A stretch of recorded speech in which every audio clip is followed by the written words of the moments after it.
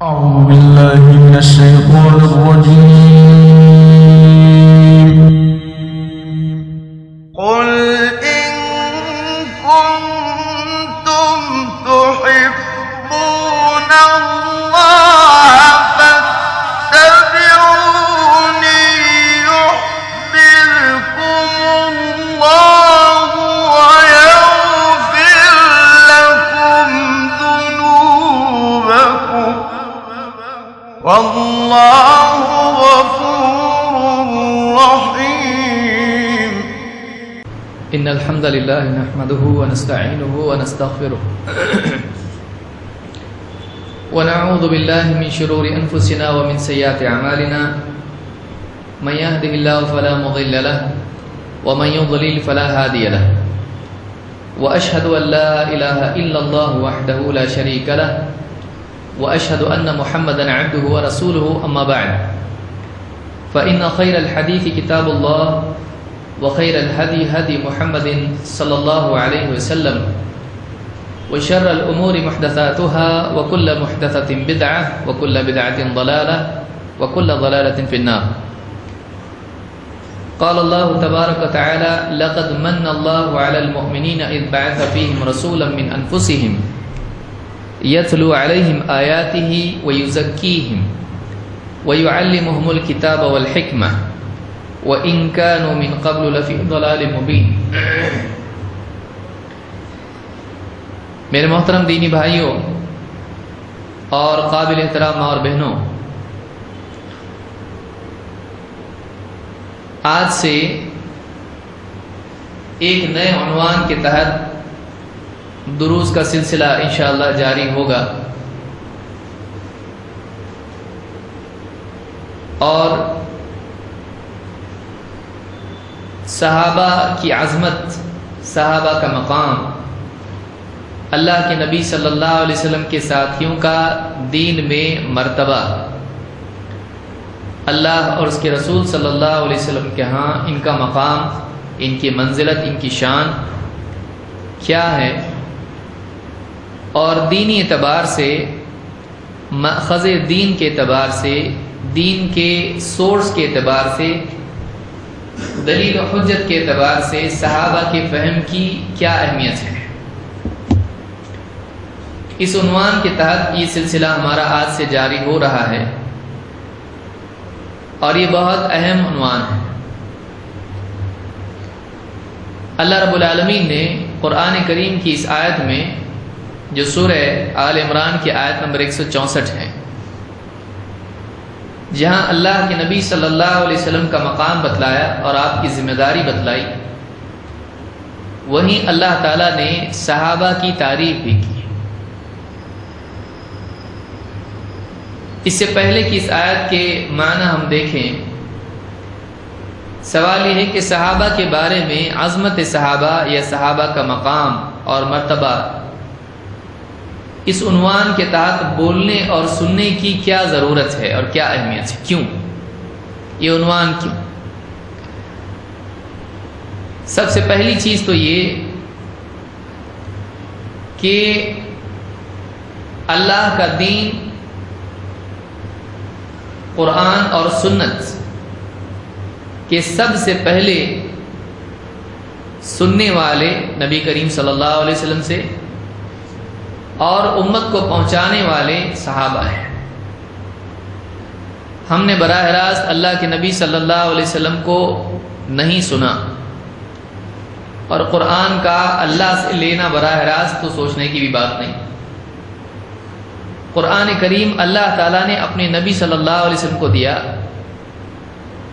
اس کا صحیح فہم اللہ تعالیٰ نے خود نبی کریم صلی اللہ علیہ وسلم کو عطا کیا، تاکہ آپ لوگوں کو سکھائیں کہ واقعی دین کیا ہے، اسلام کیا ہے، قرآن کے کیا معنی ہے، زندگی گزارنے کا طریقہ کیسا ہے۔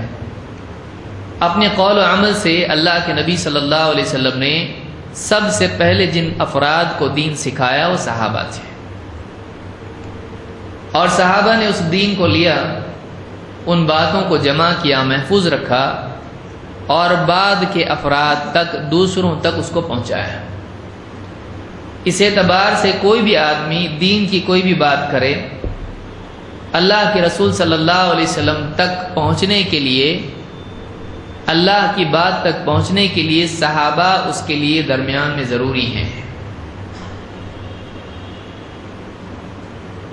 ذوالحجہ کا مہینہ ختم ہونے کے بعد محرم کا مہینہ آتا ہے، اور محرم کے مہینے میں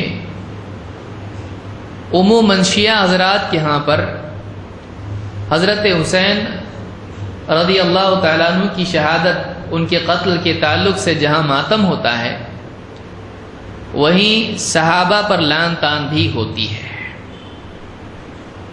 خصوصاً حضرت ابو بکر صدیق رضی اللہ تعالیٰ عنہ اور عمر فاروق رضی اللہ تعالیٰ عنہ۔ ایک عام ماحول ہوتا ہے جس میں صحابہ کی شان میں گستاخیاں اور ان کے سلسلے میں بہت غلط اور جھوٹی باتیں، لعن طعن اور جو کچھ آدمی دشمن کے بارے میں بول سکتا ہے سب کچھ بولا جاتا ہے۔ لہذا ضروری اس بات کی ضرورت ہے کہ ہمیں واقعی معلوم ہو کہ صحابہ کا مقام کیا ہے، تاکہ اگر کوئی آدمی صحابہ کے بارے میں شبہ کھڑا کرے، شبہ پیدا کرے، تو ہمارے پاس بتانے کے لیے کچھ نہ کچھ بات ہونی چاہیے، قرآن سے اور نبی کریم صلی اللہ علیہ وسلم کے فرمان سے۔ اس لیے کہ اگر صحابہ کو آپ دیکھیں، صحابہ کو اگر بیچ میں سے ہٹا دیں تو دین کی بنیادی ختم ہو جاتی ہے۔ صحابہ ہی اگر غیر معتبر ہوں، اگر کوئی آدمی صحابہ ہی کو اعتماد کے لائق نہ مانے، تو پھر باقی آپ قرآن اور حدیث کیسے معتبر ہوا ہے؟ کیونکہ پہنچانے والی ہی معتبر نہیں، تو پہنچائی ہوئی چیز پر کیا اعتماد کیا جا سکتا ہے؟ لہذا جو لوگ صحابہ کی شان میں گستاخی کرتے ہیں اور ان پر تہمت لگاتے ہیں، لعن طعن کرتے ہیں، ان کو غلط بتاتے ہیں، ایسے لوگ خود دین ہی کی بنیاد کو ہلاتے ہیں۔ لیکن کیا صحابہ کا دفاع اس لیے کرنا چاہیے کہ انہوں نے دین کو پہنچایا؟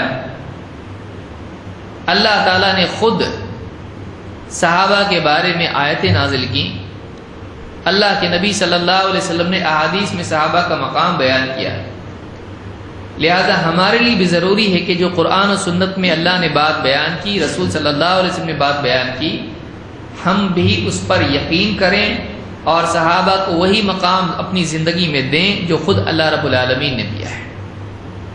لہذا صحابہ کی منزلت کو، ان کے مقام کو پہچاننا خود یہ دین اور ایمان کا حصہ ہے، جیسا کہ حدیثوں سے واضح ہوگا۔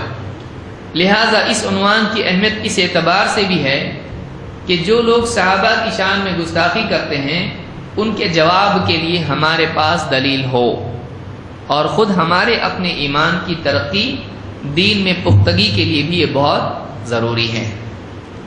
اور جن لوگوں نے واقعی نبی کریم صلی اللہ علیہ وسلم سے دین کو سیکھا اور امت تک پہنچایا، ایسے لوگوں کی احسان مندی یہ خود اللہ تعالیٰ کے شکر کا حصہ ہے۔ لہذا ایک آدمی کو جن سے دین ملا، اگر آدمی ان کی قدر نہ کرے، ان کا مقام نہ پہچانے، تو پھر یہ بہت ناشکری کی چیز ہوگی۔ اللہ تعالیٰ قرآن کریم میں فرماتا ہے، لَقَدْ مَنَّ اللَّهُ عَلَى الْمُؤْمِنِينَ إِذْ بَعَثَ فِيهِمْ رَسُولًا مِّنْ أَنفُسِهِمْ۔ اللہ تعالیٰ نے اہل ایمان پر، مؤمنین پر بہت بڑا احسان کیا جب اس نے انہی میں سے ایک رسول ان کے درمیان بھیجا۔ إِذْ بَعَثَ فِيهِمْ رَسُولًا مِّنْ أَنفُسِهِمْ۔ یہ رسول کیا کرتا ہے؟ اللہ کے نبی صلی اللہ علیہ وسلم کیا کرتے ہیں؟ آپ کی ذمہ داری کیا ہے؟ اللہ نے فرمایا، یتلو علیہم آیاتہ، اللہ کی آیتیں لوگوں کو پڑھ پڑھ کر سناتا ہے، ویزکیہم، اور ان کو پاک کرتا ہے، ویعلمہم الکتاب والحکمہ، اور انہیں کتاب اور حکمت کی تعلیم دیتا ہے۔ 4 کام کرتے تھے اللہ کے نبی صلی اللہ علیہ وسلم۔ ایک، اللہ کی نازل کردہ آیتیں لوگوں کو پہنچا دیتے تھے، امانت ادا کر دیتے تھے، لفظاً جو آیتیں پہنچی پہنچا دیا۔ نمبر 2، وَيُزَكِّيهِمْ، لوگوں کو پاک کرتے تھے، غلط عقائد میں جو لوگ مبتلا تھے اس سے نکالتے تھے، غلط باتوں میں عملی اعتبار سے برائیاں جو تھیں، بد اخلاقی یا بے حیائی یا اس طرح کی جو بھی چیزیں سماج کے اثر سے جو تھیں، جاہلیت کے اثر سے جو تھیں، آپ ان سے ان کو نکالتے تھے، پاک کرتے تھے، ان کے نفس کی اصلاح کرتے تھے، ان کے نفس کا تزکیہ کرتے تھے مربی اور معلم بن کے، انہیں برائیوں سے بچاتے تھے، پاک صاف کرتے تھے، وَيُزَكِّيهِمْ ان کی تربیت کرتے تھے، وَيُعَلِّمُهُمُ الْكِتَابَ وَالْحِكْمَةَ اور انہیں کتاب اور حکمت کی تعلیم دیتے تھے، کتاب کی تعلیم دیتے تھے، قرآن سکھاتے تھے، قرآن میں اللہ نے کیا بتلایا ہے، قرآن کے احکام ان کو سکھاتے تھے، اس کی مثالیں ان کو بتلاتے تھے، اس کے واقعات کے سلسلے میں تفصیل بتلاتے تھے، اور حکمت سکھاتے تھے، یعنی زندگی گزارنے کا وہ طریقہ جو اللہ کو پسند ہے، اسلامی اخلاقیات، اسلامی آداب، زندگی کا رہن سہن کا طریقہ، یہ ساری چیزیں قرآن سے واقعی کیا مراد ہے، اللہ کیا چاہتا ہے کہ ایک آدمی کیا کرے، تو آپ یہ حکمت لوگوں کو سکھاتے تھے۔ تو قرآن کی آیتوں کے الفاظ کا پہنچانا، لوگوں کو مہذب بنانا، انہیں ان کے نفس کا تزکیہ کرنا، انہیں پاک کرنا، انہیں سدھارنا، اور قرآن کے احکام ان کو سکھانا، اور زندگی کے اصول و آداب ان کو سکھانا، زندگی میں حکیمانہ طریقہ کیا ہے، قول و عمل کے ذریعے سے ان کو سکھانا ہے، یہ ذمہ داری اللہ کے نبی صلی اللہ علیہ وسلم کی تھی۔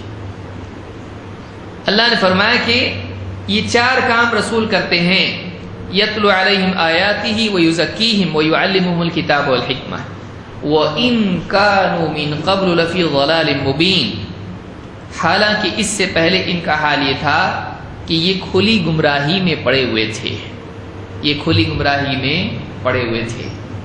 اللہ تعالیٰ نے صحابہ کے بارے میں پہلی بات یہ بیان کی، اللہ نے ان پر بہت احسان کیا جو ان میں رسول بھیجا، 1 2 اللہ نے ان کو اہل ایمان قرار دیا، ایمان والوں پر اللہ نے احسان کیا، تو صحابہ کو اللہ نے کیا بتایا، ایمان والے۔ پھر اللہ تعالیٰ نے بتلایا کہ یہ رسول کے تربیت یافتہ لوگ ہیں، رسول ان کو قرآن سکھاتا ہے، حکمت سکھاتا ہے، ان کا تزکیہ کرتا ہے، ان کو پاک کرتا ہے۔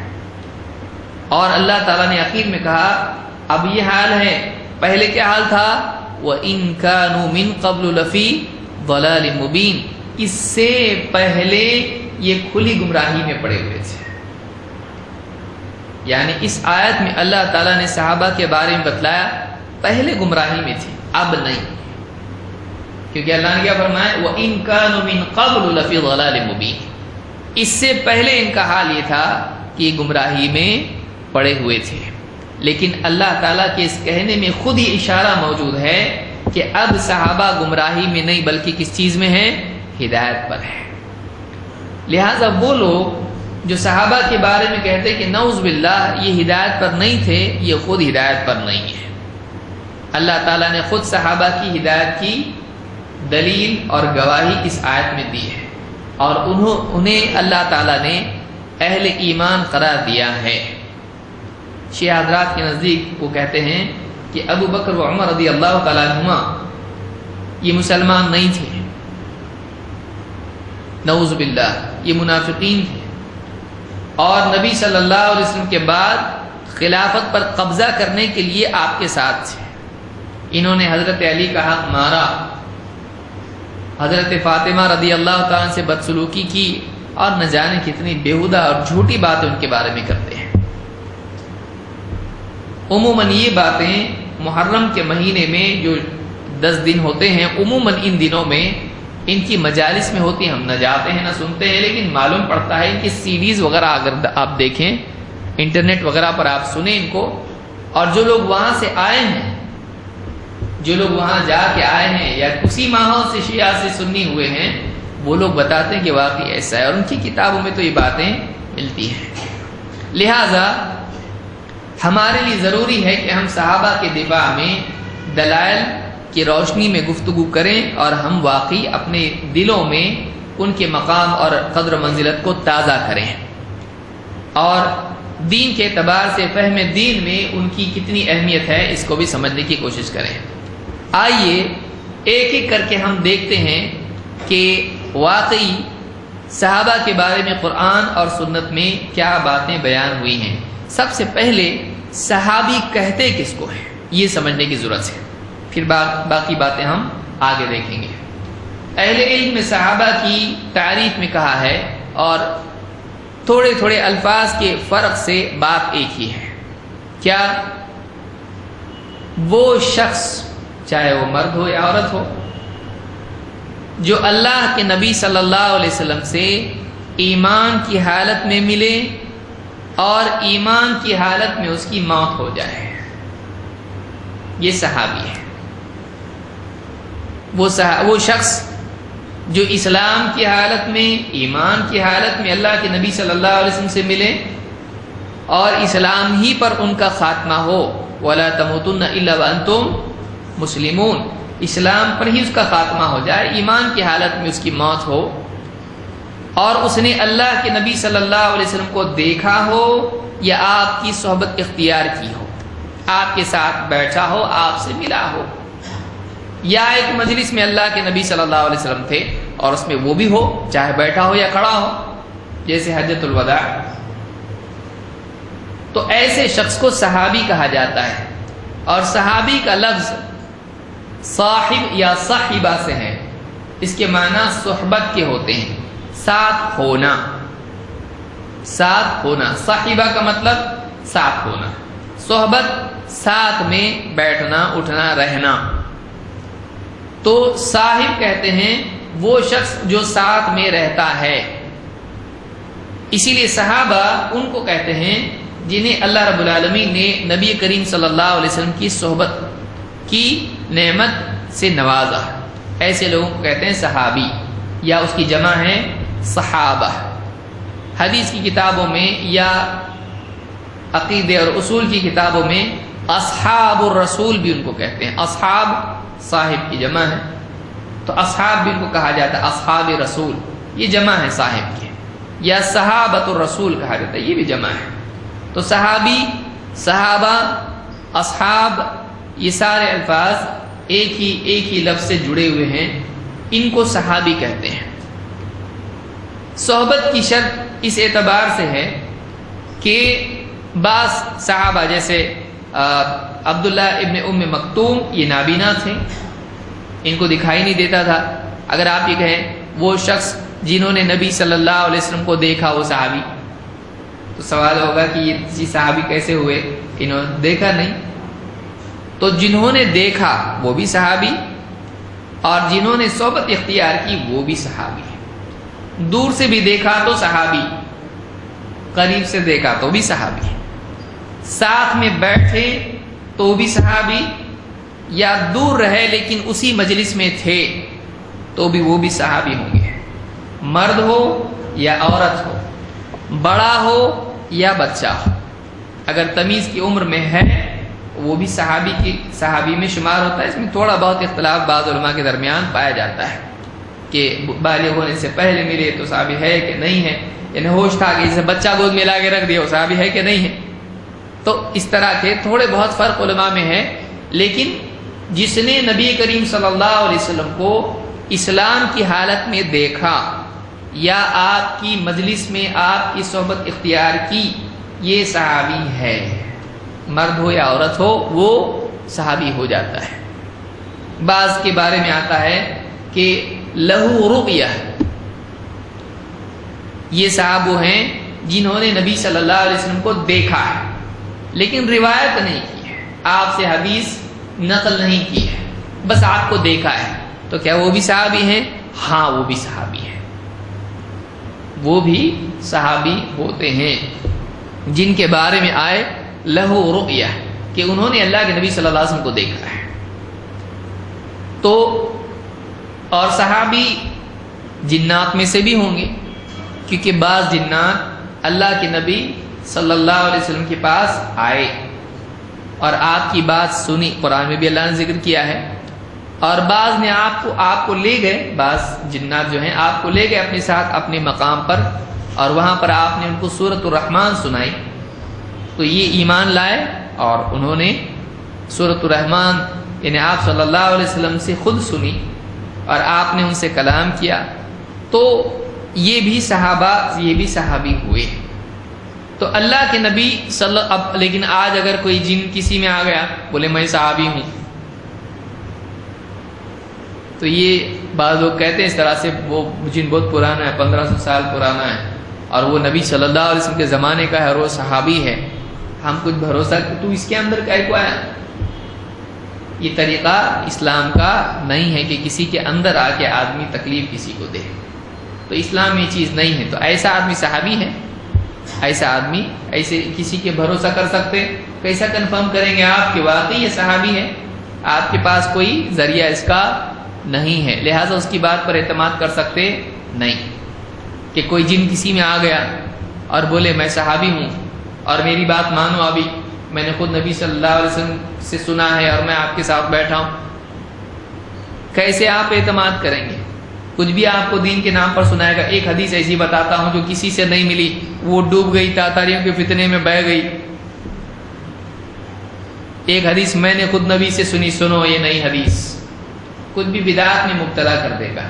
لہذا سلف میں سے کسی نے بھی، آپ دیکھیے امام البخاری ہو یا کوئی بھی محدث ہو، کہ ایک جن سے میں روایت نقل کر رہا ہوں، کسی جن سے کسی نے روایت لی ہے نہیں، کیونکہ اعتماد ہی نہیں، ہم کو دیکھ ہی نہیں سکتے اور کنفرم کر ہی نہیں سکتے کہ ملاقات ثابت ہے کہ نہیں۔ لہذا ایسا کوئی آدمی آ کے کہتا ہے، جن کوئی آ کے کہتا ہے کسی میں کہ میں صحابی ہوں، تو اعتماد کیا جائے گا نہیں۔ بہت سارے لوگوں کے اندر حضرت علی آتے ہیں، کسی میں حضرت حسن آتے، کسی میں حسین آتے ہیں۔ محرم میں آپ دیکھیے تازی بیٹھتے ہیں تو بولے یہ حضرت علی آئے ہیں اس کے اندر، حضرت علی کبھی حضرت حسین میں نہیں آئے، اس میں آئیں گے، جو نہ نماز پڑھتا ہے نہ کچھ کرتا ہے۔ یہ ساری جھوٹی باتیں ہیں، یہ ساری جھوٹی باتیں ہیں۔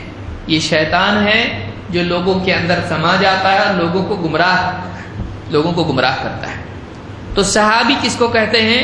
جو نبی کریم صلی اللہ علیہ وسلم کے ساتھ اٹھے بیٹھے ہوں یا آپ کی مجلس میں شریک ہوئے ہوں، آپ کو دیکھا ہو یا نہ دیکھا ہو، آپ کی مجلس میں شریک ہوئے ہوں۔ کچھ لوگ ایسے تھے جو اللہ کے نبی صلی اللہ علیہ وسلم کے زمانے میں تھے، لیکن کسی مجبوری کی وجہ سے آپ سے ملاقات نہیں کر پائے، جیسے اویس القرنی۔ ایسے لوگوں کو کیا کہتے ہیں؟ یہ صحابی نہیں ہے، ان کو صحابی کہا جائے گا نہیں۔ زمانی موافقت ہے کہ آپ صلی اللہ علیہ وسلم جب حیات تھے، آپ کی وفات سے پہلے یہ اس وقت موجود تھے، تو کیا ان کو صحابی کہا جائے گا؟ نہیں، ان کو صحابی نہیں کہا جائے گا، ان کو مخضرم کہا جاتا ہے۔ ان کو کیا کہتے ہیں؟ مخضرم، ضاد سے مخضرم۔ تو ایسے لوگوں کو مخضرم کہا جاتا ہے۔ مقام کے اعتبار سے بہت چونکہ قریب ہیں، اس لیے یہ بہت کبار تابعین میں شمار ہوتے ہیں، بڑے تابعین میں۔ کیوں؟ اس لیے کہ ان کے علم کا ذریعہ اکثر صحابہ ہی ہوتے ہیں، اور وہ بھی بڑے بڑے صحابہ، کیونکہ اللہ کے رسول صلی اللہ علیہ وسلم کی وفات کے وقت یہ تھے، اور اس کے بعد جو صحابہ ملے ان کو زیادہ تر صحابہ ملے، تو ان کی روایت کا اعتماد بہت زیادہ ہوگا، لیکن یہ صحابی ہیں نہیں، تو ان کو مخضرم کہا جاتا ہے۔ تو صحابی کی تعریف ہم نے سمجھی، لہٰذا جو شخص ایک مرتبہ بھی زندگی میں اللہ کے نبی صلی اللہ علیہ وسلم کو دیکھ لے، وہ کیا ہیں؟ وہ صحابی ہیں، جس کے بارے میں یوں آئے لہو رؤیہ قد رأى النبی صلی اللہ علیہ وسلم، انہوں نے دیکھا اللہ کے نبی صلی اللہ علیہ وسلم کو، وہ بھی صحابی ہیں، وہ بھی صحابی ہیں۔ اس کے لیے شرط نہیں ہے کہ انہوں نے اللہ کے نبی صلی اللہ علیہ وسلم سے روایت سنی یا نہیں سنی، یہ شرط نہیں ہے۔ اللہ کے نبی صلی اللہ علیہ وسلم نے کہا طوبی لمن رآنی وآمن بی، خوشخبری ہے اس کے لیے جس نے مجھ کو دیکھا اور ایمان لایا۔ سنا نہیں سنا، آپ کی حدیث نقل کی نہیں کی، کوئی ضرورت نہیں ہے، اس کے لیے مطلب کوئی قید نہیں ہے۔ ہاں فضیلت اور بڑھ جائے گی اگر روایت نقل کی ہے۔ اب جتنا زیادہ صحبت اختیار کی، صحابیت اتنی زیادہ پختہ ہوگی، اتنا مقام اعلیٰ ہوگا، لیکن یہ شرط نہیں ہے کہ آپ سے حدیث کوئی کہے کہ انہوں نے تو کوئی یہ نام کے صحابی ہے لیکن ایک بھی حدیث نہیں ان کی، تو ایسے کیسے صحابی جنہوں نے حدیث نقل نہیں کی؟ وہ ضروری نہیں ہے، صحابی ہونے کے لیے حدیث نقل کرنا شرط ہے نہیں۔ تو صحبت یہاں مراد ہے، صحبت اختیار کرنا۔ صحابیت کے لیے روایت شرط نہیں ہے، صحبت کے لیے صحبت شرط ہے، اس لیے صحابی ہوئے۔ ہاں لیکن جو لوگ ہمیشہ آپ کے ساتھ رہے، مکہ میں آپ کے ساتھ رہے، مدینہ میں ساتھ رہے، سفر و حضر میں آپ کے ساتھ رہے، آپ کی مجلسوں میں آپ کے ساتھ رہے، آپ کے پیچھے نمازیں پڑھی اور آپ کے ساتھ جنگوں میں شریک ہوئے، واقعی ان کا مرتبہ بہت اونچا ہے۔ لیکن اس کا یہ مطلب نہیں کہ جنہوں نے آخر دور میں اسلام قبول کیا وہ صحابی نہیں ہیں، یا ایک مرتبہ دیکھا وہ صحابی نہیں، وہ بھی صحابی ہیں اور ان کا اپنا مرتبہ ہے، بعد والوں کے مقابلے میں ان کا درجہ زیادہ رہے گا۔ اس کی دلیلیں آگے آئیں گی انشاءاللہ۔ بہرحال اب آئیے دیکھتے ہیں کہ صحابی کی فضیلت کیا ہے، صحابہ کی مجموعی طور پر فضیلت کیا ہے، ایک ایک کر کے ہم دلیلیں دیکھتے ہیں۔ نمبر 1، اللہ رب العالمین نے خود صحابہ کے ایمان کی دلیل دی ہے، اور صحابہ کے بارے میں اللہ نے کہا کہ اللہ ان سے راضی ہوا ہے۔ اللہ تعالیٰ فرماتا ہے لَقَدْ رَضِيَ اللَّهُ عَنِ الْمُؤْمِنِينَ إِذْ يُبَايِعُونَكَ تَحْتَ الشَّجَرَةِ فَعَلِمَ مَا فِي قُلُوبِهِمْ فَأَنزَلَ السَّكِينَةَ عَلَيْهِمْ وَأَثَابَهُمْ فَتْحًا قَرِيبًا وَمَغَانِمَ كَثِيرَةً يَأْخُذُونَهَا وَكَانَ اللَّهُ عَزِيزًا حَكِيمًا وَكَانَ اللَّهُ عَزِيزًا حَكِيمًا۔ یہ سورہ الفتح کی آیت نمبر 18 اور 19 ہے۔ اس میں کئی باتیں اللہ رب العالمین نے بیان کی ہیں، اور ایک خاص واقعے کی طرف اشارہ ہے جو صلح حدیبیہ کہلاتا ہے، جس میں اللہ کے نبی صلی اللہ علیہ وسلم نے مشرکین سے صلح کی تھی، اور یک طرفہ کمپرومائز، یک طرفہ ٹریٹی اور صلح وہ تھا۔ اللہ کے رسول صلی اللہ علیہ وسلم کے ساتھ تقریباً 1500 صحابہ اس میں تھے، اسی لیے جابر بن عبداللہ رضی اللہ عنہ کہتے ہیں کانوا 1500 1500 لوگ اللہ کے رسول صلی اللہ علیہ وسلم کے ساتھ اس یعنی سفر میں شریک تھے۔ الذین بایعوا النبی صلی اللہ علیہ وسلم یوم الحدیبیہ، جنہوں نے حدیبیہ کے دن اللہ کے نبی صلی اللہ علیہ وسلم سے بیعت کی تھی۔ اس کو امام البخاری نے کتاب المغازی میں ذکر کیا ہے، حدیث نمبر 4153۔ کیا آیت ہے، کیا معنی ہے؟ لقد رضی اللہ، یقیناً اللہ راضی ہو گیا، عن المؤمنین، ایمان والوں سے، اذ یبایعونک، جب وہ لوگ آپ سے بیعت کر رہے تھے، تحت الشجرہ، پیڑ کے نیچے۔ ایک پیڑ تھا، اس کے نیچے آپ صلی اللہ علیہ وسلم نے صحابہ سے بیعت لی۔ فعلم، تو جان لیا اللہ تعالیٰ نے، یعنی دیکھ لیا، اللہ کو اچھی طرح سے علم تھا، ما فی قلوبہم، ان کے دلوں میں جو چیز تھی اس کو اللہ نے جانا۔ فانزل السکینۃ علیہم، تو اللہ نے ان پر سکینت، اطمینان، سکون نازل کیا۔ وَأَثَابَهُمْ فَتْحًا قَرِيبًا، اور انہیں قریب کے دور میں فتح دے دی، قریب کے دور ہی میں فتح اپنی طرف سے عطا کر دی۔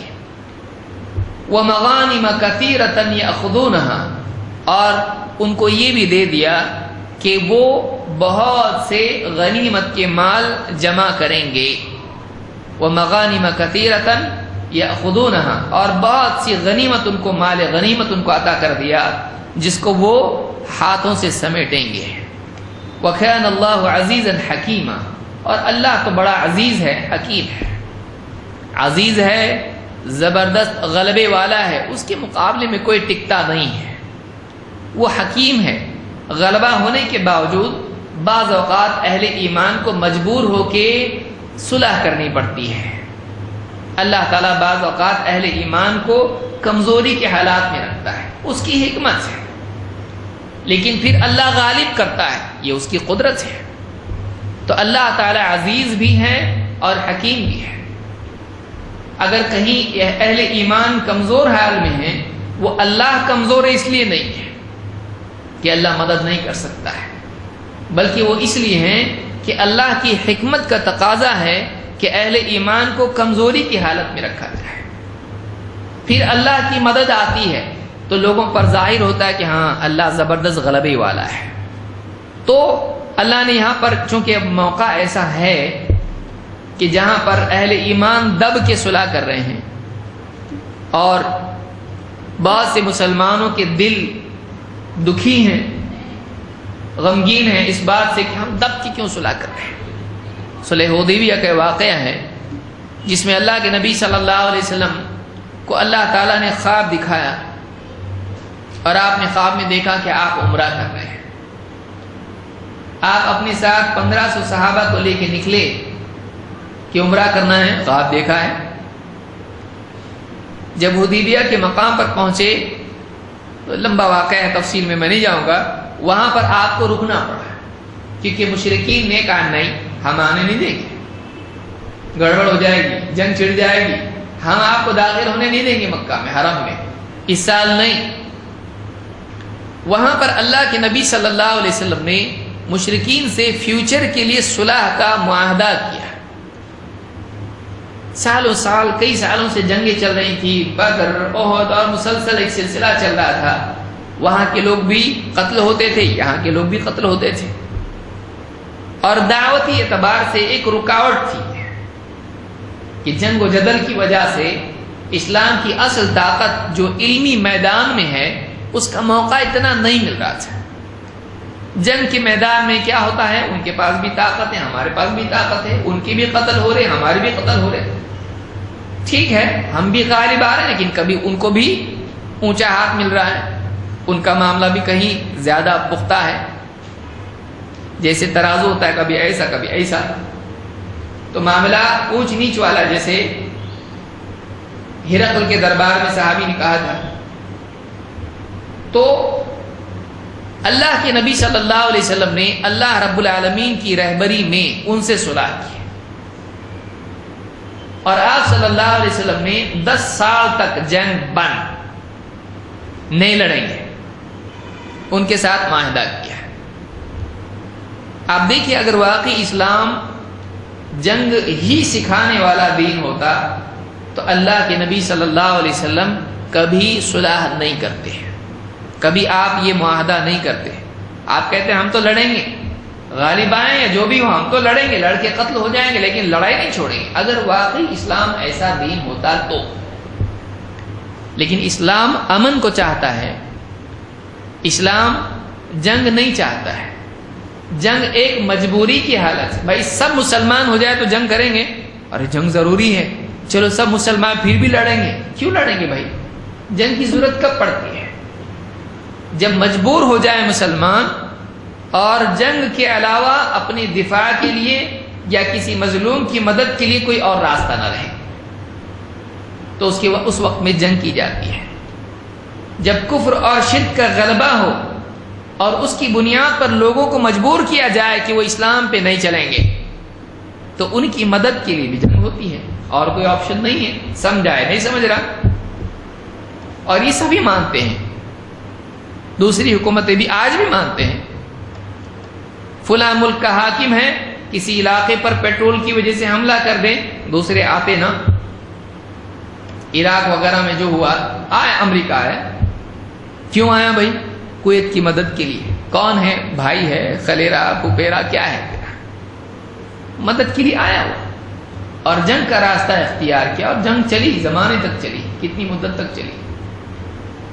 تو جنگ اگر فی نفسی ہی بری ہے تو آج کوئی بھی جنگ کرنا نہیں چاہیے، لیکن لوگ اس بات کو اچھی طرح جانتے ہیں کہ کبھی ایسے حالات آتے ہیں کہ جنگ کے علاوہ کوئی اور دروازہ کھلا نہیں رہتا ہے، سارے دروازے بند ہو جاتے ہیں۔ اسلام بھی اس حقیقت کو مانتا ہے کہ جنگ ایک دروازہ ہے جو بند نہیں کیا جا سکتا ہے۔ بعض اوقات امن کے قیام کے لیے بھی جنگ کرنی پڑتی ہے، ظالم کو روکنے کے لیے بھی جنگ کرنی پڑتی ہے، لیکن اس کے قواعد ہیں، اس کے اصول ہیں۔ یہ نہیں کہ کوئی آدمی اپنے طور پر کچھ بھی فیصلہ کر لے اور حکومتوں کے خلاف بغاوت اور سازشوں کا سلسلہ شروع کرے۔ اسلام میں یہ چیز نہیں ہے۔ بہرحال اللہ کے نبی صلی اللہ علیہ وسلم نے جنگ بند کا معاہدہ کیا 10 سال کے لیے. اب مشرکین نے دیکھا ریڈی ہیں، چلو تھوڑا اور ان کو اکساتے ہیں. مشرکین چاہتے تھے جنگ ہو،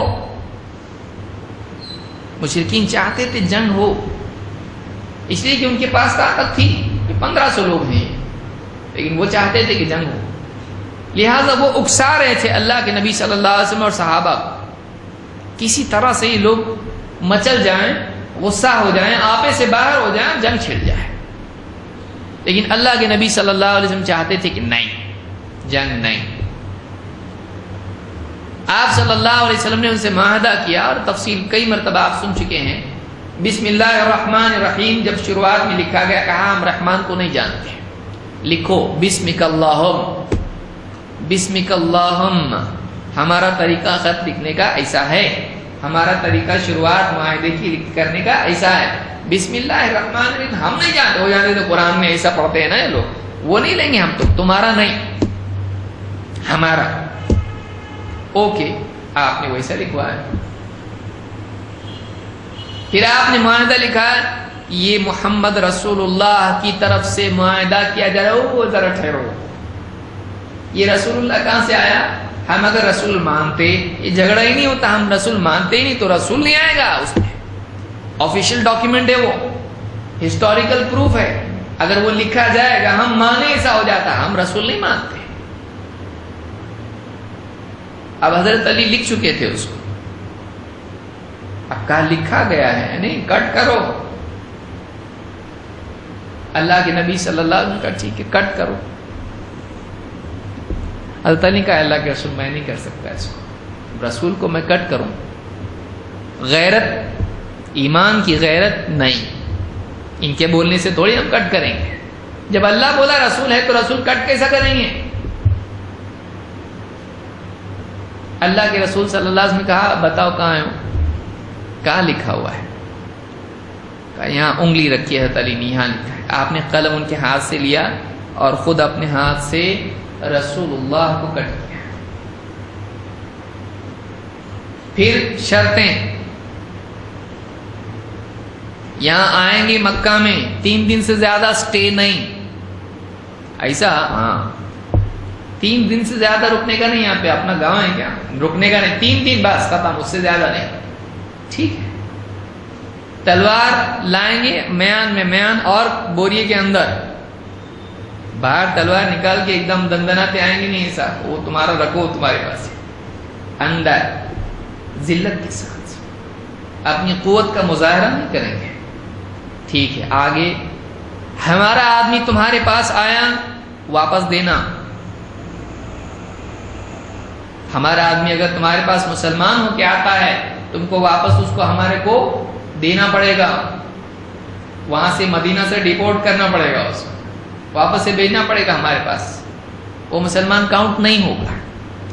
ہاں لیکن تمہارا آدمی ہمارے پاس آیا مرتد ہو کے، اسلام چھوڑ کے، ہم واپس نہیں دیں گے.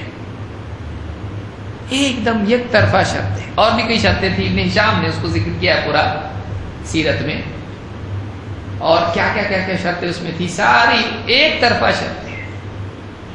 اللہ کے نبی صلی اللہ علیہ وسلم نے ساری شرطیں ان کی مانی. صحابہ بہت غمگین تھے اس وقت میں، حضرت عمر خاص طور سے، کیونکہ آپ جانتے ہیں ہجرت کے سفر کے لیے حضرت عمر جب نکلنے کے لیے سفر شروع ہونے والا ہے تو چھپ چھپا کے نہیں آئے تھے.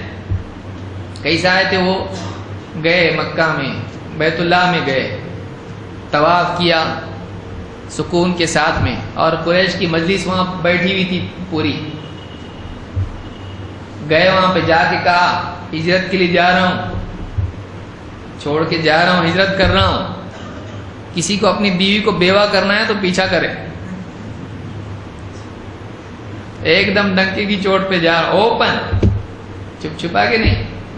آنا ہے، پیچھا کرنا ہے، کرو، لیکن بیوی بیوہ ہوگی. اب ایسے لوگ جو اکیلے نہتے بھی ہوں اگر، تو بھی ان کی بہادری ان کا سب سے بڑا ہتھیار. ایسے لوگ دب رہے ہیں، رسول کاٹنے لگا رہے، بسم اللہ الرحمن الرحیم نہیں، اور کیا ہے ہم لوگ کٹ جائیں گے لیکن یہ نہیں چلتا ہم کو ایسا. اور اللہ کے رسول صلی اللہ علیہ وسلم میں ہماری عزت ہے، یہ ہماری جانوں سے زیادہ آپ کی عزت قیمتی ہے. یہ لوگ انسلٹ کر رہے ہیں اور ہم لوگ چپ چاپ بیٹھے دیکھ رہے چپ چاپ. اللہ کے رسول صلی اللہ علیہ وسلم بھی ہم کو اشارہ نہیں کر رہے عمر شروع ہو جا، نہیں. اور ایسی سی شرطیں مان رہے. ہمارا آدمی گیا تو دینے کا اس کو واپس. صحابہ کا دل ایک دم اس وقت میں غمگین اور غصہ اور غم دونوں جمع. سمجھ میں نہیں آ رہا تھا. کبھی کبھی زندگی میں ایسا مرحلہ آتا ہے کہ سمجھ میں نہیں آتا ہے، رسول کی بات بھی سمجھ میں نہیں آتی ہے، حالات اور رسول صلی اللہ علیہ وسلم کی بات دونوں میں جوڑ نہیں دکھائی دیتا ہے. یہ ایمان کا امتحان ہوتا ہے. صحابہ نے انکار نہیں کیا لیکن صحابہ کو لگا کیا ایسا کیسا کر رہے ہیں، ایسا کیسا ہم دب کے. حضرت عمر گئے، سوال کیا اللہ کے رسول صلی اللہ علیہ وسلم، آپ نے ڈانٹ کیا اور سختی سے جواب دیا. حضرت ابوبکر صدیق کے پاس گئے، انہوں نے بھی وہی بات کی جو اللہ کے نبی صلی اللہ علیہ وسلم کی. تو یہ پورا ایسا چل رہا تھا وہاں پہ. ان حالات میں اللہ تعالیٰ نے یہ آیتیں نازل کی ہے. جب وہاں سے نکلے اللہ تعالیٰ نے آیت نازل کی، انا فتحنا لک فتحا مبینا، ہم نے تم کو یقیناً کھلی فتح دے دی ہے. تو یہ وہ دور ہے جس میں یہ آیتیں آئی ہیں. یہ آیتیں اس زمانے میں آئی ہیں. تو اس وقت میں ایک مرحلہ ایسا آیا کہ خبر یہ آئی کہ حضرت عثمان رضی اللہ عنہ کو قتل کر دیا گیا. اللہ کے نبی صلی اللہ علیہ وسلم نے صحابہ سے بیعت لی کہ ہم ڈٹے رہیں گے، بھاگیں گے نہیں، چاہے موت آ جائے ہم بھاگیں گے نہیں، ہم ڈٹے رہیں گے، جمے رہیں گے، پیچھے نہیں ہٹیں گے. تو وہ جو بیعت تھی اس بیعت کا یہاں پر ذکر کیا جا رہا ہے جس کو بیعت رضوان کہا جاتا ہے. اس کو بیعت رضوان کہتے ہیں. سیرت کی کتابوں میں بیعت رضوان کہا، اس کی کتاب بھی آتا ہے. تو اس واقعے کی طرف اشارہ ہے جس میں صحابہ بیعت کر رہے تھے نبی صلی اللہ علیہ وسلم سے، ہاں ہم نہیں بھاگیں گے، ہم ساتھ نہیں چھوڑیں گے نبی صلی اللہ علیہ وسلم کا، کیا بھی ہو جائے، کیسے بھی حالات آ جائیں، کچھ بھی ہو جائے، ہم ساتھ نہیں چھوڑیں گے. تو وہ جو 1500 لوگ اس وقت میں تھے، 1500 اس وقت میں تو 1500 تھے. اس کے 2 یا 2.5 سال کے اندر جب فتح مکہ ہوا تو اللہ کے نبی صلی اللہ علیہ وسلم کے ساتھ تقریباً 10,000 صحابہ تھے. اور یہ اتنے سے جو عرصہ گزرا اس میں اسلام اتنا پختہ ہو گیا، مسلمانوں کا حال اتنا مضبوط ہو گیا کہ اب سیاسی اعتبار سے بھی اتنے قوی مسلمان ہو چکے تھے کہ مکہ میں داخل ہونے کے لیے ان کو کسی سے جنگ کرنے کی ضرورت نہیں تھی. ایک یہ وقت تھا جس میں ہر اعتبار سے ون سائیڈڈ ان کی ساری شرطیں ماننی پڑ رہی تھی. ایک یہ حال تھا. لیکن جلد ہی وقت اللہ تعالیٰ نے ایسے حالات تبدیل کر دیے تھوڑے سے وقت میں کہ بالکل معاملہ الٹا ہو گیا کہ مسلمانوں کو جو دب کے صلح کرنی پڑ رہی تھی، حالات ایسے ہو گئے کہ مکہ میں گئے اور فتح مکہ ہوا اور کسی نے جنگ تک نہیں کی. ان کے پاس طاقت ہی نہیں تھی جنگ کرنے کی. تھوڑے سے وقت میں اللہ نے حالات کو بدل دیا. ایسا ہوتا ہے، اللہ کے لیے سب ممکن ہے. لیکن اس وقت میں وہ حالات نہیں تھے. اس میں سب الٹا الٹا دکھ رہا تھا. اس میں سب ایسا دکھائی دے رہا تھا ہماری ذلت اور ہماری شکست ہو رہی ہے. لیکن اللہ تعالیٰ نے کہا یہ تمہاری ذلت نہیں ہے، یہ شکست نہیں ہے، یہ فتح ہے. یہ فتح ہے، یہ تمہارے لیے غلبے کی شروعات ہے. اس لیے زندگی میں یہ بات ہمیشہ یاد رکھنا چاہیے کہ کبھی حالات ایسے دکھائی دیتے ہیں جو ذلت اور ناکامی کے ہیں، لیکن جس انسان کے پاس ایمان کا نور ہو اور نبوی بصیرت ہو، ایسے انسان کو ان حالات میں بھی فتح دکھائی دیتی ہے اگر بصیرت کی نگاہ سے وہ دیکھے. اور صحابہ نے وہ قبول کر لیا جو نبی صلی اللہ علیہ وسلم نے ان کو بتایا، اور واقعی اللہ تعالیٰ نے ان کے ایمان کی گواہی دی. وہ ناراض نہیں تھے، وہ مشرکین سے ناراض تھے، نبی سے نہیں. وہ غصہ ہو رہے تھے نبی صلی اللہ علیہ وسلم کے فیصلے پر نہیں. وہ مشرکین کے ساتھ جو اس طرح کا دب رہتے ہیں، ہم جان دینے کے لیے ہے نا، آپ کیوں برداشت کر رہے اتنا ان کو؟ تو ان کو جو غصہ تھا وہ مشرکین پر تھا، لیکن نبی کریم صلی اللہ علیہ وسلم نے جب فیصلہ کر دیا صحابہ نے اس کو مان لیا، اور آپ صلی اللہ علیہ وسلم کے ساتھ اس سے پہلے کا واقعہ بیعت انہوں نے کی اس بات پہ کہ ہم بھاگیں گے نہیں، کچھ بھی ہو جائے ہم ساتھ نہیں چھوڑیں گے۔ تو اللہ نے کہا لقد رضی اللہ، نمبر 1 صحابہ کی فضیلت میں نمبر پہلی بات کیا؟ اللہ راضی ہو گیا۔ سب سے بڑی چیز کسی مسلمان کو اگر مل سکتی ہے تو وہ اللہ کی رضا ہے۔ جنت میں جانے کے بعد اللہ ایمان والوں سے پوچھے گا، جنتیوں سے پوچھے گا سب ہے ٹھیک ہے، کچھ چاہیے؟ بولیں گے اللہ اور کیا چاہیے، سب تو دے دیا تو نے، ہمارے چہرے روشن کر دیے، ہم کو جنت دے دی، یہ گھر ایسا سب کچھ دے دیا، اور کیا چاہیے؟ اللہ کہے گا اب میں تمہارے لیے اپنی رضا حلال کر رہا ہوں، آج کے بعد میں کبھی تم سے ناراض نہیں ہوں گا۔ یعنی جنت میں جانے کے بعد ڈر پھر بھی ہے نا، نکال دے گے کیا؟ اسی لیے ایک روایت میں کہ جب جہنمیوں کو اللہ یعنی پکارا جائے گا تو وہ امید ان میں پیدا ہوگی شاید ہم کو نکالنے کے لیے پکارا جا رہا ہے۔ تو ایک یعنی پکار جب لگے گی آدمی اس وقت میں اللہ تعالیٰ جنتیوں سے کہے گا اب میری رضا تمہارے لیے حلال ہے، کیونکہ نعمت کا ملنا رضا کی علامت نہیں ہوتا ہے، نعمت کا ملنا اللہ کے راضی ہونے کی دلیل نہیں ہے۔ اللہ نعمت دینے کے بعد کہے گا اب میں راضی بھی ہوں تم سے، اب کچھ بھی کرو۔ دنیا میں کیسا ہوتا ہے، مال ملا، دولت ملی، سب کچھ ملا، اب اللہ راضی ہے کہ نہیں معلوم نہیں، صحت ملی، گھر بار سب کچھ اچھا، جاب سب مل رہا ہے، لیکن یہ سب ملنے کے بعد اللہ راضی ہے کہ نہیں ہے؟ چونکہ دنیا میں مومن کا مزاج ایسا ہوتا ہے، وہ نعمتیں جب ملتی ہیں تو سوچتا ہے کہیں اللہ ناراض تو نہیں، کہیں اللہ نیکیوں کا بدلہ دنیا میں تو نہیں دے رہا ہے۔ صحابہ جب بعد کے دور میں فتح ہوئی اور صحابہ کو دنیا کے اعتبار سے مال، دولت اور خزانے سب کچھ ملنے لگا، وہ لوگ ڈرنے لگے۔ کیوں؟ اس لیے کہ کہیں یہ دنیا میں اللہ سب کچھ دے دلا کے چھٹی تو نہیں کرتا ہے۔ تو نعمت کے ملنے پر ایمان والوں میں ڈر پیدا ہوتا ہے کہ کہیں یہ ایک تو آزمائش ہے، لیکن کہیں اللہ کی ناراضگی تو نہیں، اس میں اللہ تعالیٰ ناراض تو نہیں۔ تو یہ مزاج مومن کا ہوتا ہے۔ لہذا جنت میں اللہ تعالیٰ جب ساری نعمتیں ان کو دے گا تو اللہ تعالیٰ اس کے بعد ان کے اطمینان کے لیے ان سے کہے گا، اور ان کے سرور کو بڑھانے کے لیے، ان کی نعمت کی لذت میں اور اضافہ کرنے کے لیے ان سے کہے گا ساری نعمتیں مل گئی، سب ملانا ٹھیک ٹھاک ہے؟ اللہ سب ٹھیک ٹھاک، اور کیا چاہیے؟ اللہ تعالیٰ ان سے کہے گا اب میں تم سے راضی ہوں اور کبھی ناراض نہیں ہوں گا۔ ایسی رضا جس کے بعد نہ سزا ہے نہ اللہ کی ناراضگی ہے۔ صحابہ کو دنیا میں مل رہا نہ ہو، صحابہ کو کہاں مل رہا ہے؟ وہ مریں گے، آدمی مرے گا، پھر اس کے بعد میں قبر سے حشر، حشر سے پل صراط، پھر جنت، اور پھر جنت میں جانے کے بعد اللہ تعالیٰ کہے گا راضی ہے۔ صحابہ کے لیے اتنے مرحلے نہیں ہیں۔ صحابہ کے لیے اللہ نے کیا کہا؟ لقد رضی اللہ، اللہ راضی ہو گیا۔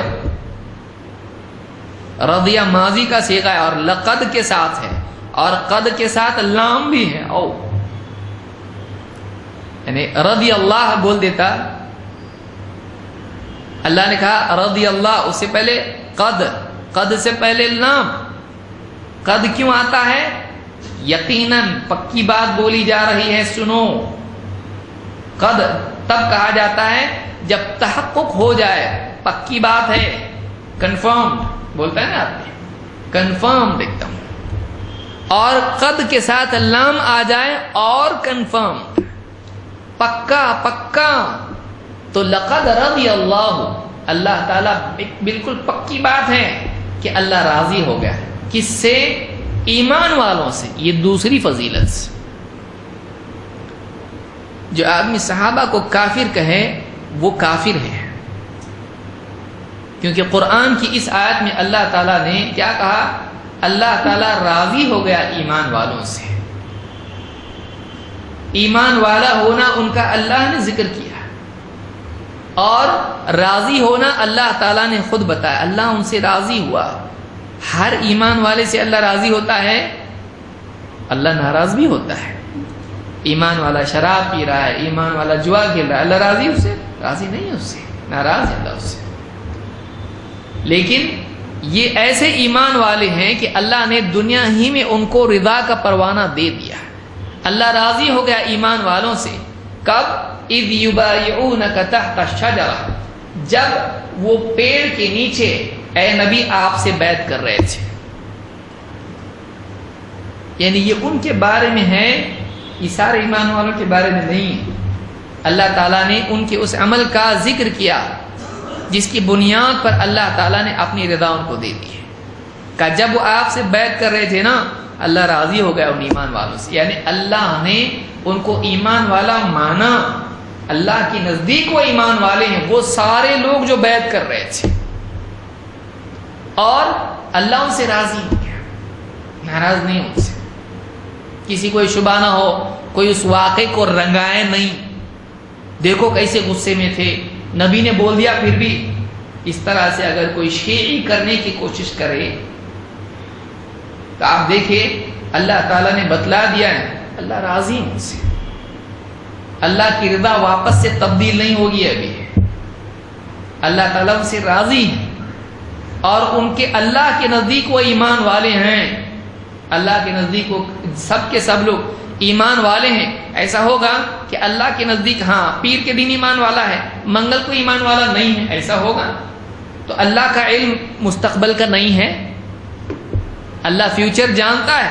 اللہ نے ایمان والا قرار دے دیا. اب ان میں سے کوئی پھرنے والا نہیں ہے، سب کے سب ایمان والے ہیں. 1500 یہ بولتے ہیں وہ گنتی کے کچھ تھے جو مسلمان ہیں، باقی سب مرتد. یہ کیا ہیں؟ اللہ ان کو ایمان والا قرار دے رہا ہے. ٹیمپرری ایمان والا یا ایسے ایمان والے؟ ایسے ایمان والے جو ایمان پر باقی رہنے والے اور جن سے اللہ راضی ہے. لقد رضی اللہ عن المؤمنین اذ یبایعونک تحت الشجرہ، جب آپ سے وہ شجرہ کے نیچے بیعت کر رہے تھے. فعلم ما فی قلوبہم، تیسری چیز کیا تھے؟ کیا معلوم؟ نہیں، اللہ کو معلوم ہے، تیرے کو نہیں معلوم، تو جاہل ہے. حضرت عمر کون تھے معلوم نہیں، ایمان والے تھے کہ نہیں معلوم نہیں، ان کے دل میں کیا تھا ہم کو کیا معلوم. اچھا اللہ کو تو معلوم ہے نا. جتنے تھے ساتھ میں نبی صلی اللہ علیہ وسلم کے، اللہ تعالیٰ فرما رہا ہے فعلم ما فی قلوبہم، اللہ کو اچھی طرح معلوم تھا ان کے دلوں میں کیا ہے. ان کے دلوں میں کفر اور نفاق، اور اللہ کہے ایمان والے ہوتا ایسا؟ اللہ بتا رہے ہیں صحابہ کے دلوں میں کہ اللہ کو معلوم ہے اچھے سے. یوں ہی ان کو ایمان والا نہیں کہا جا رہا ہے، یوں ہی ان سے اللہ راضی نہیں ہو رہا ہے. اللہ کو معلوم ہے ان کے دلوں میں کیا ہے.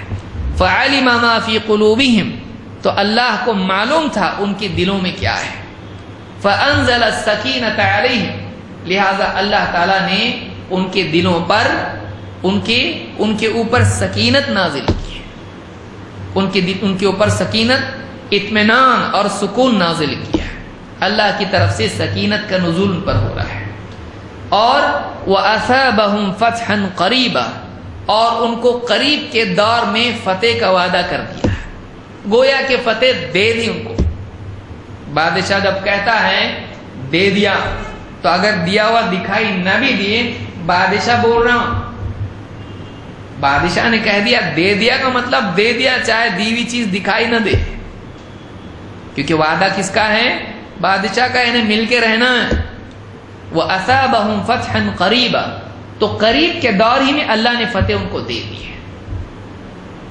خیبر اور فتح مکہ کی طرف علماء نے کہا کہ اس میں اشارہ ہے.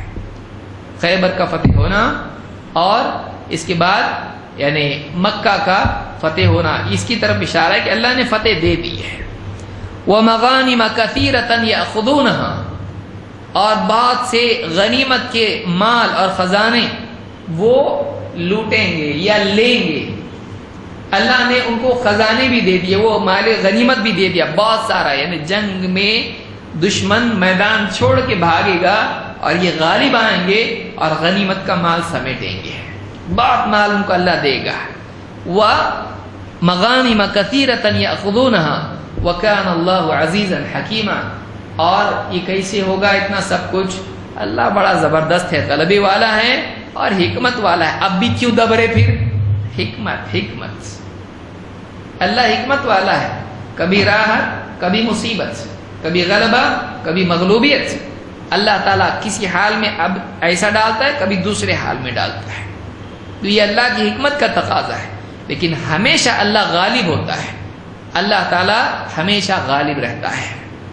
تو اس دو آیتوں کے اندر اللہ تعالیٰ نے صحابہ کو جو 1500 لوگ تھے ان سب کے بارے میں بلا استثناء اللہ تعالیٰ نے کہا کہ یہ ایمان والے ہیں، اللہ ان کے دل کے حال کو جانتا ہے، اگر ان کے دلوں میں نفاق ہوتا، کفر ہوتا، اللہ کبھی ان کو ایمان والا نہیں کہتا۔ صحابہ کی تعدیل میں یہ بہت ہی عمدہ آیت ہے، ان کی توثیق میں، اس لیے کہ اس وقت میں اکا دکا صحابی نہیں تھے۔ کتنے لوگ تھے؟ 1500 صحابہ تھے اس وقت میں، 1500 کس کو بولتے ہیں؟ 1500 صحابہ اللہ کے نزدیک کنفرم ایمان والے ہیں۔ اب جو آدمی کہے نہیں، جھوٹا ہے، کیونکہ صحابی کیا کہتے ہیں، کون کتنے لوگ تھے، اور یہ ہسٹوریکلی سب کے سامنے معلوم چیز ہے کہ اللہ کے رسول صلی اللہ علیہ وسلم کے ساتھ میں اس میں کتنے لوگ تھے؟ 1500۔ اسی لیے جابر رضی اللہ عنہ کہتے ہیں، جابر بن عبداللہ کہتے ہیں کانوا 15 الذین بایعوا النبی صلی اللہ علیہ وسلم یوم الحدیبیہ، حدیبیہ کے دن جن لوگوں نے اللہ کے نبی صلی اللہ علیہ وسلم سے بیعت کی وہ 1500 لوگ تھے۔ یہ بخاری کی روایت ہے۔ فعلم ما فی قلوبہم، اللہ نے جان لیا ان کے دلوں میں کیا ہے۔ ابن کثیر رحمۃ اللہ علیہ فرماتے ہیں ای من الصدق والوفاء والسمع والطاعہ، ان کے دلوں میں جو ایمان کی سچائی اور وفاداری کا جذبہ اور نبی کی بات سننے اور ماننے کا مزاج جو تھا، اللہ نے اس کو جان لیا۔ اللہ کو معلوم ہے، اللہ کو معلوم ہے ان کے دل سچے ہیں، کھوٹ اس میں نہیں ہے۔ کیونکہ منافقین کے بارے میں اللہ نے کیا فرمایا کہ وہ جھوٹے ہیں، اللہ گواہی دیتا ہے کہ منافقین کیا ہیں؟ جھوٹے ہیں۔ وہ کہتے ہیں کہ ہم ایمان لائے لیکن ایمان والے نہیں۔ وَمِنَ النَّاسِ مَن يَقُولُ آمَنَّا بِاللَّهِ وَبِالْيَوْمِ الْآخِرِ وَمَا هُمْ بِمُؤْمِنِينَ، بعضی لوگ کہتے ہیں کہ ہم اللہ اور آخرت کے دن پر ایمان لائے، ایمان والے نہیں ہیں وہ۔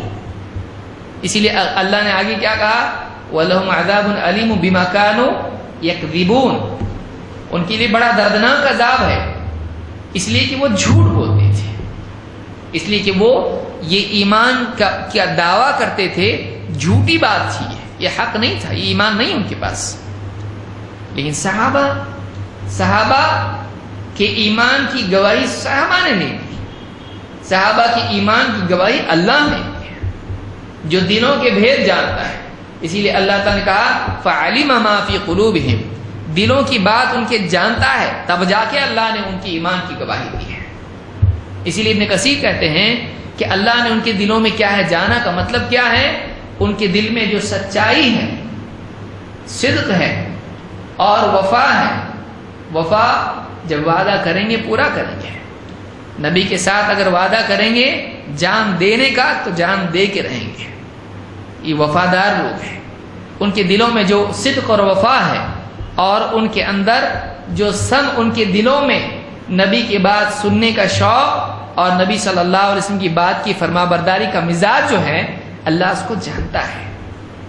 تو اس ایک آیت میں اللہ رب العالمین نے صحابہ کے ایمان کی گواہی دی اور صحابہ کو مستقبل میں فتح کا اور غلبے کا وعدہ کیا اور ان سے راضی ہونے کا دنیا ہی میں ان کو پروانہ دے دیا۔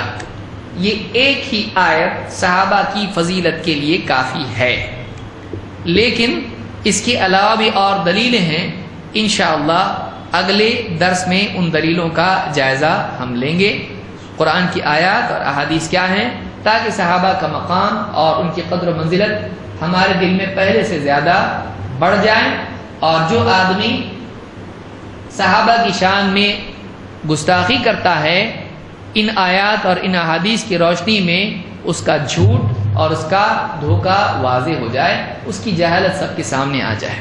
تو یہ کچھ دلیلیں ہم کو دیکھنا ہے، انشاءاللہ اگلے درس میں اس کو ہم دیکھیں گے۔ اقول ھذا واستغفر اللہ لی ولکم۔